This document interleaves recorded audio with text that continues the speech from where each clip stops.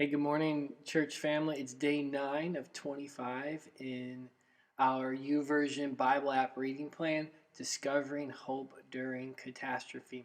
This week we've been answering the question, looking at the question, where is God amidst this pandemic? What is He doing? What's God's plan of action as we endure the difficult things that we are going through? And this morning's reading took us to Isaiah 53, which is a prophecy written about Jesus hundreds of years before Jesus came to this world.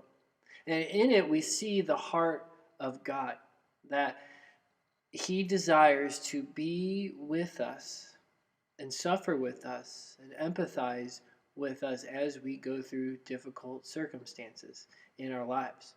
In verses 3 and 4, it says this: He was despised and rejected by mankind. He was a man of suffering and familiar with pain, like one from whom people hide their faces. He was despised, and we held him in low esteem. Surely he took up our pain, and he bore our suffering.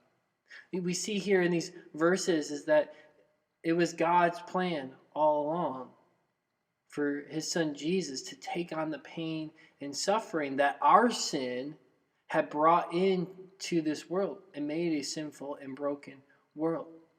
God's not leaving us here on our own to deal with this. His plan is to remind us that He is right there with us, that He suffers with us, that He feels the pain. He knows exactly what we're going through.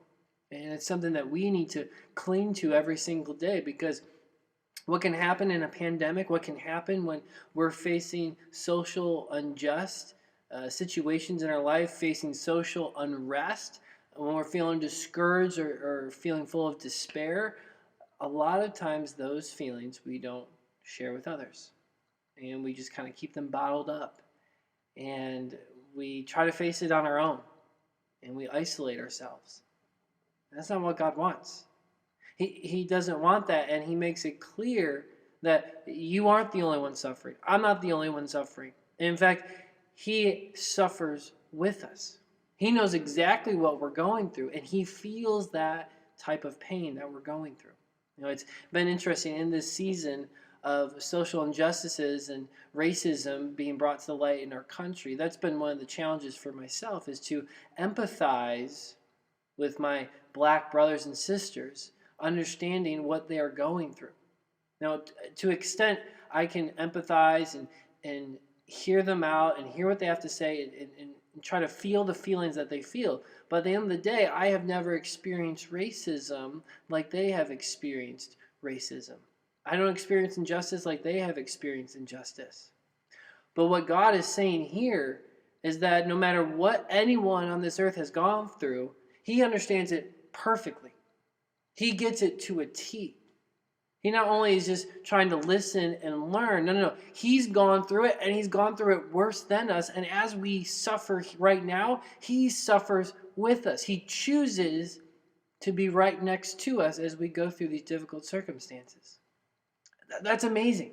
That's awesome. And that gives us hope and encouragement to handle and deal with anything and everything that we're going through, because we know that God is right there with us, suffering with us. Now, what we can take from this morning is that God doesn't just want to leave us there either. If you go down to verse 11, it says this: after He has suffered, talking about Jesus, He will see the light of life and be satisfied. And by His knowledge, my righteous servant will justify many, and He will bear their iniquities. Isn't that great?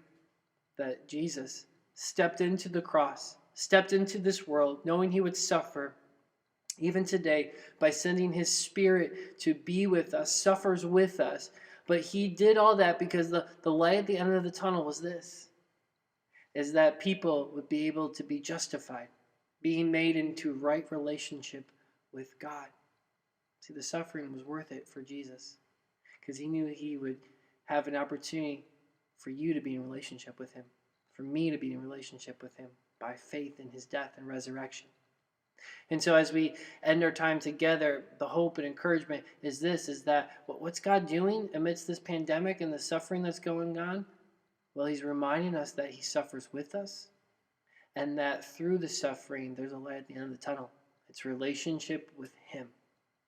And that relationship will guide us and direct us and satisfy us in our most difficult circumstances and keep us forward focused as we look to that day when there will be no more sin, no more shame, no more brokenness, no more hurt, no more racism, no more sickness, nothing. It'll be perfection in heaven in a perfect relationship with God. And we look forward to that today, and we find hope and encouragement that God has not left us by ourselves, but that he suffers with us. Well, love to hear what you guys thought about this passage of scripture today in this video. Feel free to drop a comment in the section below as well. Make sure you click that subscribe button so that you're getting these devotions every day, getting a notification of these devotions every day. Thanks. Look forward to wrapping up week number 2 tomorrow with you guys. Have a great day.